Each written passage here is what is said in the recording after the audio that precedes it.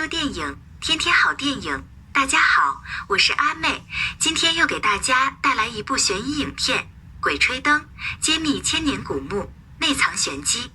三个人正在盗墓，当这个男子打开千年古墓时，里面躺着一个栩栩如生的女尸，边上的蜡烛火变成了淡蓝色。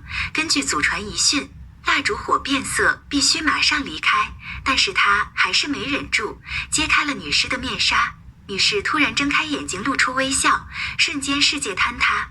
原来这一切都是男子在做梦。传闻江湖上曾有四大神秘门派，按其动机手法分为摸金、发丘、搬山、谢岭。发丘和摸金并称为摸金校尉，擅长地学，精通易经风水。搬山和谢岭则记载很少，更加诡秘。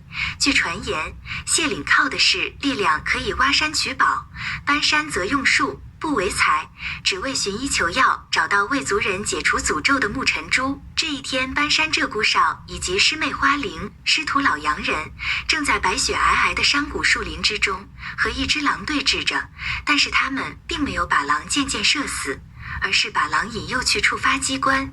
这是一个千年古墓，三人在地宫墓穴里点燃了煤油灯，透过微弱的光亮往前探视。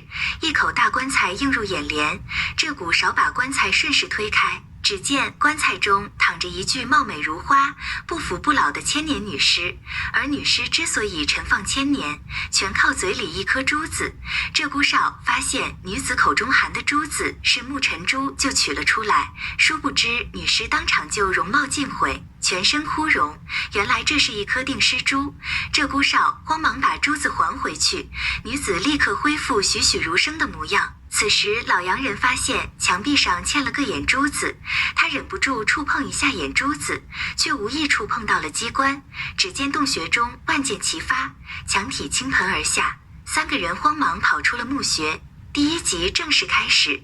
根据旁白，我们可以得知，这是讲胡八一和王胖子自从精绝古城回来后，在身上发现了鬼洞诅咒，为寻得解除诅咒的线索，三人几经周折，终于找到了西域的谢岭魁首陈玉楼、陈瞎子。陈瞎子得知三人来意后，只讲述了半山和谢岭两大门派同入平山所遇诡谲怪异的奇事。而故事是这样的，故事大背景是在清末明初的军阀混战时期，陈玉楼身为玉岭魁首，统领数万门徒，他天生拥有一双夜眼和暗中事物，因的祖上真传，能辨识天下珍宝，受众人尊崇。但是他的父亲却认为他只是一个二流子罢了。由于军阀混战，百姓民不聊生，玉楼心存善念，开仓放粮，救济百姓。但是外面的流民不断涌入城中，陈玉楼也捉襟见肘，粮仓要空。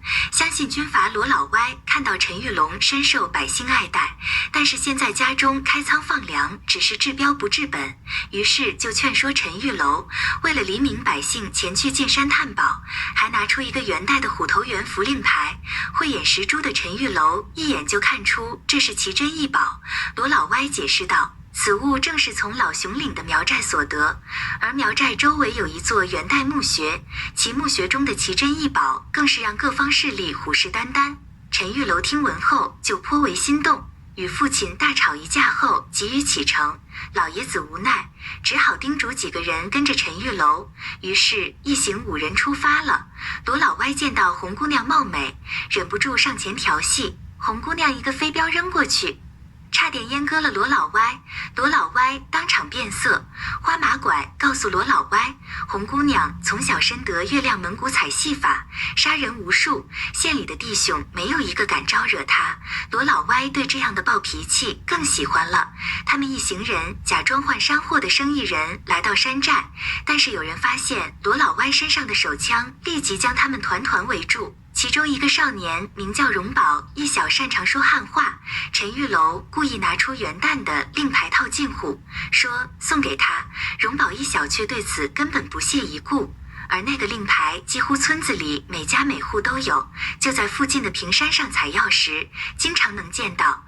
而平山下面就有一座元代的墓穴，如宝一小所说的这些话，正是陈玉楼想要打探的消息。这一楼的罗老外答应将他们带来的所有货物都送给荣宝一笑，让他带路去平山寻找宝贝的地方查探一番。如宝一笑当场答应。半路上，如宝一小将他们带到平山脚下，就不再走了。据说这里有狮王，当地人不敢随意进入，而去的人则是有去无回。荣宝一笑也担心往下走下去，自己也性命不保，因此打算打退堂鼓。罗老歪非要逼着荣宝一小带路。此时天空中忽然乌云密布，风卷云涌。陈云龙询问荣宝一小哪里有可以落脚的地方，荣宝一小告诉陈玉楼，附近有个停放尸体的地方，还有吃人的耗子精，不能去。陈玉楼司空见惯，一般让荣宝一小带路，大家在停放尸体处避雨。果真听到了棺材吱吱呀呀的声音，吓得荣宝一小躲在了红姑娘的身后。陈玉楼面无表情地径直走向了棺材，手中也按握紧了袖中剑，推开了棺盖。究竟推开棺盖以后会看到什么呢？耗子精又是什么物种？喜欢阿妹讲的电影就点个赞吧，也别忘了订阅老妹频道啊！我们下期介绍耗子精是什么物种，拜拜。